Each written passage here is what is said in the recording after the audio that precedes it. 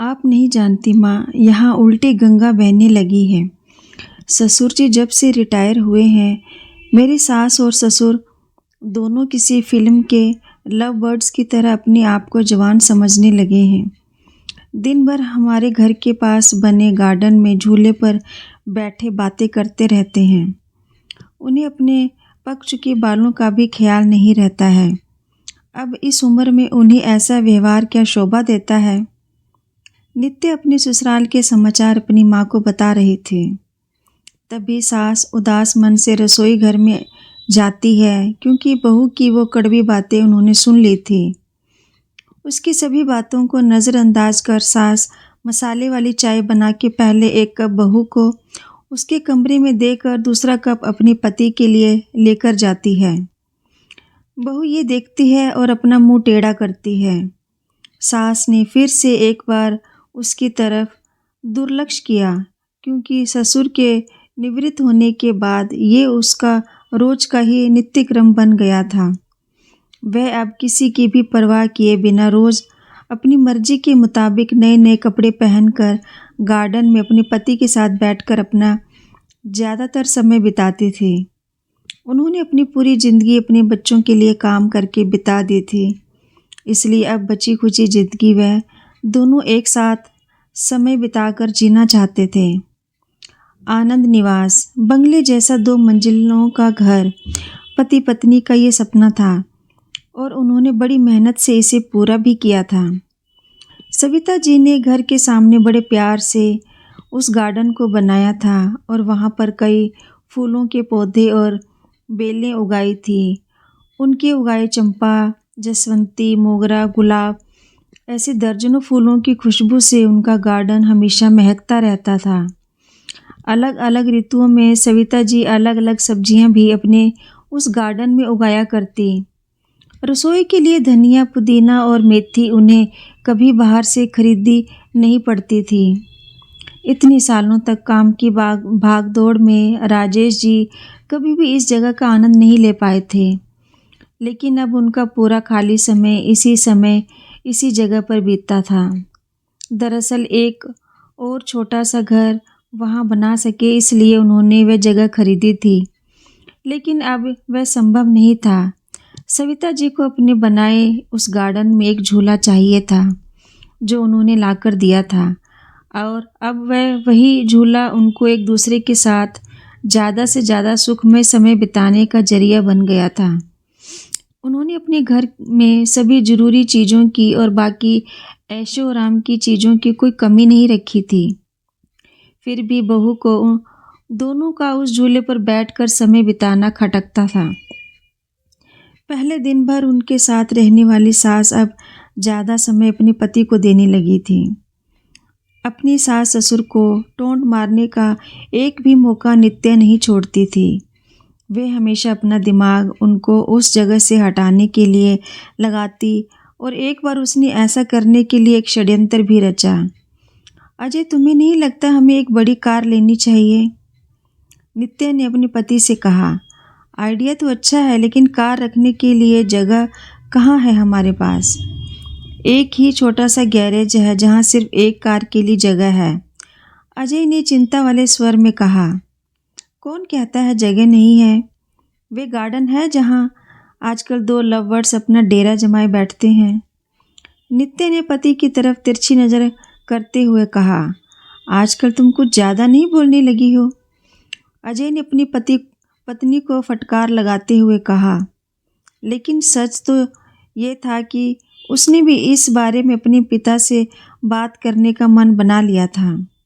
अगले दिन अजय पिता के पास गया और उनसे बोला, पिताजी, मेरा और आपकी बहू का मन है कि एक बड़ी कार ली जाए, पर बेटा हमारे पास पहले से एक गाड़ी है ना, दूसरी गाड़ी लेने के लिए हम उसे रखेंगे कहाँ? राजेश जी ने कहा। पिताजी, इसी गार्डन में एक नया गैरेज बनाने की सोच रहा हूँ। नित्य को इस गार्डन की कोई पड़ी नहीं है और माँ भी भला अब और कितने दिनों तक इस गार्डन का ख्याल रखेंगी। इसलिए अच्छा होगा कि सभी पेड़ पौधों को तोड़कर यहाँ गैरेज बना लिया जाए। अजय ने अपने विचार बताए। दूर खड़ी सविता का ये सुनकर जैसे दिल ही बैठ गया। राजेश जी अपना गुस्सा दबाते हुए बोले, मुझे तुम्हारी माँ से पूछना पड़ेगा, मुझे थोड़ा वक्त दो। क्या पिताजी, इसमें क्या मम्मी से पूछना, आप दोनों तो किसी का विचार करते ही नहीं हैं। दिन भर झूले पर बैठे रहते हैं बिना 4 लोगों के बारे में सोचे। अब नित्या घर में है, छोटे बच्चे भी हैं घर में और आने जाने वाले लोग भी तो आपको कैसे देखते हैं, आप किसी का विचार नहीं करते। अजय थोड़ा चिढ़ते हुए बोला। अंदर से नित्या की बड़बड़ भी चालू ही थी। राजेश कुछ नहीं बोल पाए। उस दिन बेटे और बहू ने बाहर से अच्छा खाना मंगवाया था, लेकिन सविता और राजेश जी के गले से निवाला उतरे ना, ऐसा हो गया था। उस पूरी रात दोनों ही जागते रहे थे। लेकिन सुबह सुबह कुछ विचार आने से राजेश जी के चेहरे पर मुस्कान आ गई थी। राजेश जी खुद रसोई घर में जाकर चाय बनाकर लाए थे, लेकिन सविता जी इतनी निराश थी कि वह आज बगीचे में किसी भी पेड़ पौधे को पानी तक डालने नहीं गई थी। पूरा दिन तो बड़ा ही नॉर्मल तरीके से गुजरा था, लेकिन शाम को अजय की आंखें फटी की फटी रह गई थी जब उसने घर के आगे घर भाड़े में देना है का बोर्ड पड़ा था। अजय ने राजेश जी से कहा, पापा, माना कि हमारा घर बड़ा है, लेकिन इसका ये मतलब थोड़ी है कि हम उसे भाड़े में दे दें। बेटा, अगले महीने मेरे साथ काम करने वाले शर्मा जी रिटायर हो रहे हैं और वही अब इस घर में भाड़े में रहेंगे। राजेश जी ने कहा, लेकिन वे कहाँ रहेंगे? अजय ने अपनी शंका भरा सवाल पूछा। घर के उस हिस्से में जहाँ तुम रहते हो, राजेश जी ने कड़क आवाज़ में कहा। और पापा, हम कहाँ रहेंगे? नरम पड़ती आवाज़ में अजय ने पूछा। बेटा, मैं मानता हूँ कि मैंने तुम्हें इस लायक तो बनाया है कि तुम अपने पैरों पर खुद खड़े हो सको, इसलिए तुम्हारे पास 1 महीना है। तुम अपने लिए नया फ्लैट ढूंढ लो या कंपनी के फ्लैट में रहने चले जाओ।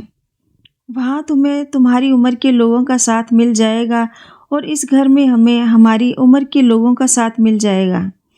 तुम भी सुखी और हम भी। राजेश जी ने सब कुछ साफ साफ बताया। पापा, लगता है आप तो नाराज़ हो गए। कल मैंने जो भी कहा मेरा वह मतलब नहीं था। अजय ने अपने पापा के आगे हाथ जोड़ते हुए कहा, नहीं बेटा, तुम्हारी जनरेशन ने हमें एक सबक दिया है कि कैसे प्रैक्टिकल बनकर रहा जाता है। हम बड़े तुम बच्चों को साथ में देखकर खुश हो सकते हैं, तो तुम्हें हमें साथ में देखने में क्यों प्रॉब्लम होती है? ये घर, ये गार्डन में बड़े हुए ये पेड़ पौधे और इस बात के गवाह हैं कि कैसे तुम्हारी माँ ने मेरे लिए और ख़ासकर तुम्हारे लिए जी जान से सेवा की है, अपना समय, अपनी जवानी खर्च कर दी है। इसलिए इन सब पर तुमसे और मुझसे भी ज़्यादा तुम्हारी माँ का हक है और इन सब को मैं तुम्हारी माँ से नहीं छीन सकता। राजेश जी ने अपनी पत्नी की तरफ देखकर कहा। दोस्तों, जाने अनजाने हम हमेशा ये गलती कर बैठते हैं। हम सोचते हैं कि हमारे बड़े बूढ़े हमारे हिसाब से जिएं। ऐसा करवाने के लिए हम उन पर अपने विचार थोपने लगते हैं, लेकिन हम ये भूल जाते हैं कि उन्होंने हमारे लिए कितना त्याग किया है और जब उन्हें उनके हिसाब की ज़िंदगी जीने का मौका मिलता है, तब उनका साथ देने की बजाय हम उनके विरोधी बन जाते हैं।